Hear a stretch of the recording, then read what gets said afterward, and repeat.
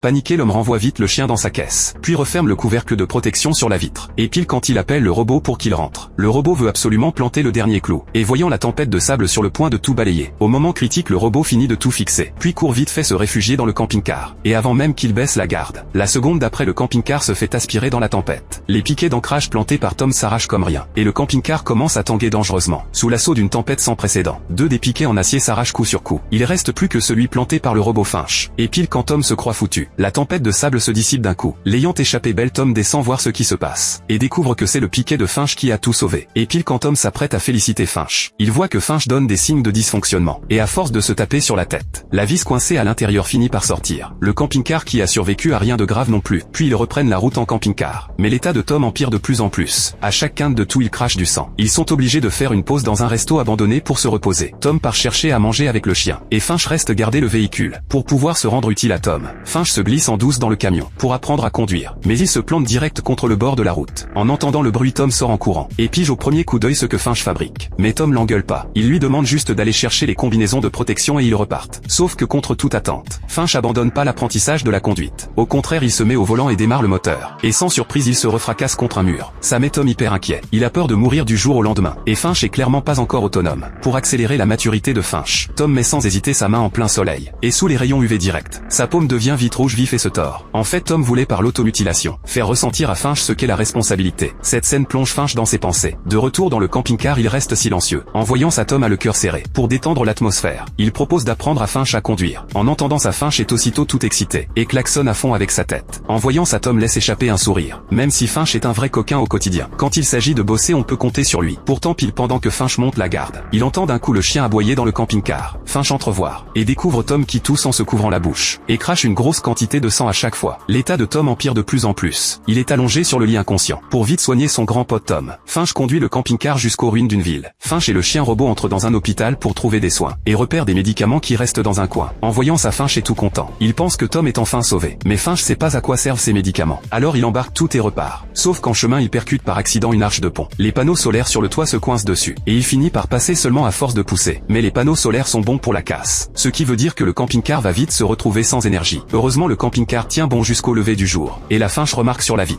la présence d'un papillon. Finch fixe cette chose inconnue. Tom se réveille en sursaut et ouvre la portière. Il tend le bras et sans aucune brûlure. Tom sort dehors et s'expose au soleil. Et à cet instant son cœur déborde d'émotion. Il attend enfin l'espoir espéré depuis tant d'années. À mesure que les rayons UV reviennent à la normale, on peut croire que la couche d'ozone se rétablira bientôt.